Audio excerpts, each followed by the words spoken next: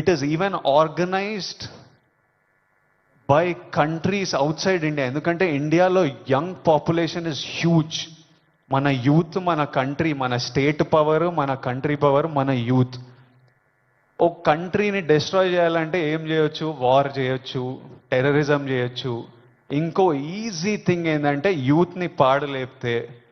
So we are seeing even in the book, నాకు ఇప్పుడే ఒక బుక్ ఇచ్చారు, ఆ బుక్లో కూడా నార్కోటిక్స్ టెర్రరిజం అని ఒక సబ్జెక్ట్ ఉంది, ఒక పారాగ్రాఫ్ ఉంది. Where countries that want to see India not progress, easiest way. ఇప్పుడు మనం చూస్తున్నాం అమెరికా ఎంత ఎఫెక్ట్ అయింది, అంతా కొంచెం పిచ్చి పిచ్చిగా ఉంటున్నారు వాళ్ళు.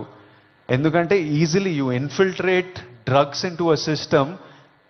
పిల్లలు దాని మీద డిపెండెంట్ అయిపోతే ఇంకా మనకు పాత్ సక్సెస్ ఇవన్నీ ఏం, it's a chaos. We want, మనం సాలిడ్ ఉండాలి, మన కంట్రీ సాలిడ్ ఉండాలి, మనం నంబర్ 1 ఉండాలి. కరెక్టా?